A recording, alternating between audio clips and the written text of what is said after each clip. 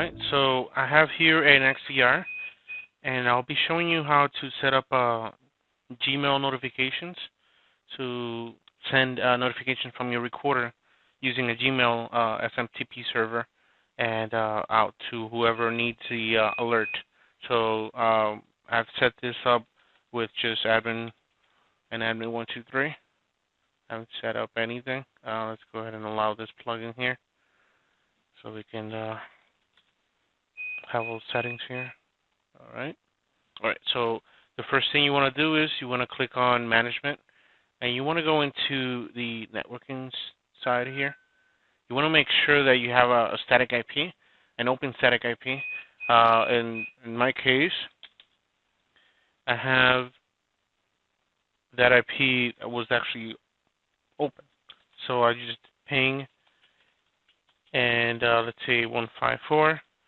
Right now it's going to go ahead and reply to the SCMP packets. But in your case, if you don't see any replies, then that's the IP that you can utilize. And then you just basically uncheck DHCP for both DNS and the IP.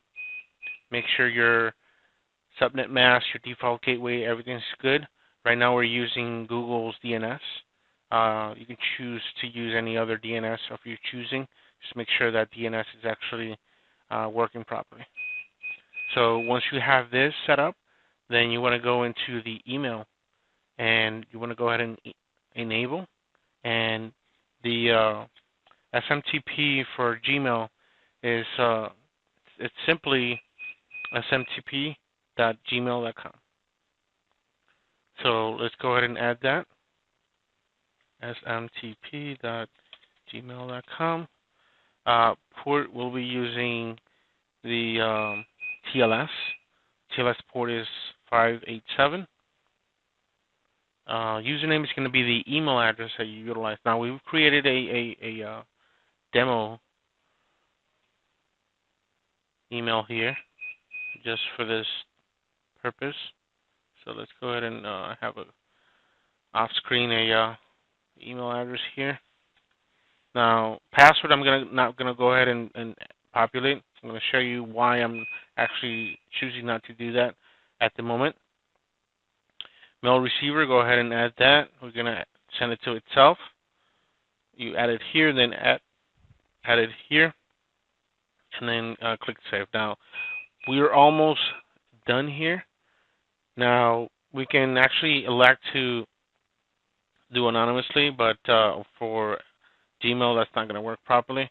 You also have a health enable to basically verify if this is still operational.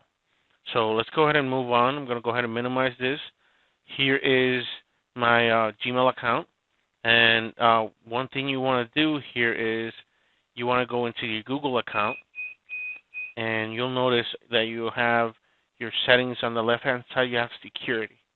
Go ahead and click on security. Then click on two-step verification, which is two-factor authentication. And here it's going to ask you for my password. Let's go ahead and copy that. Put it here. Click next. All right. So now here it's asking me for a phone. Let me go ahead and set up a fake number here just for the demo. Okay, so let's just use this one here.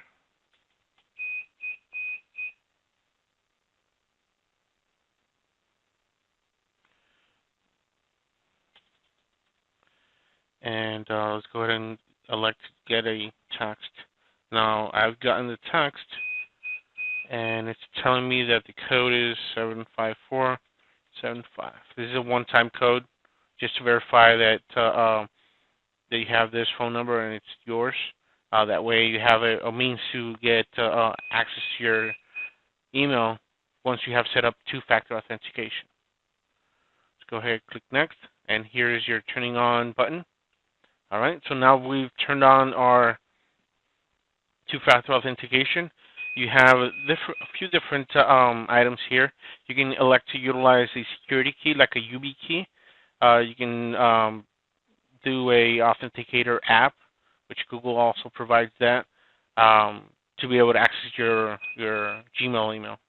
So now that we have this, we can actually select to add an app password, which is what we are interested in.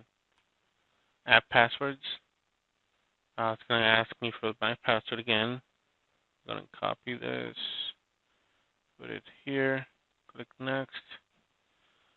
It's a text message. All right, let's see if we got a text message. All right, we did.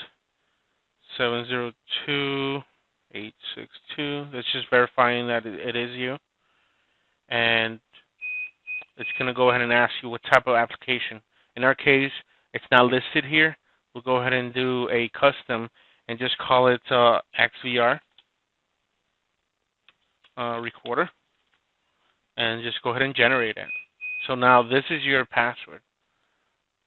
Let's go ahead and copy that. And let's go to IE, where I have the recorder here. Let's go ahead and paste that over here. I'm going to do a little save there. Now, I already saved it. If you click on test, it's telling me there's a successful test.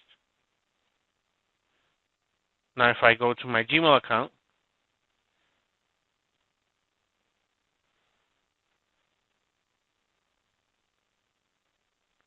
I load up. Click. It's just asking all this. We have the demo application here with all the information, the event, the channel number, when it happened, the device name. You can actually have multiple names. This device name is actually found in your device's information right here.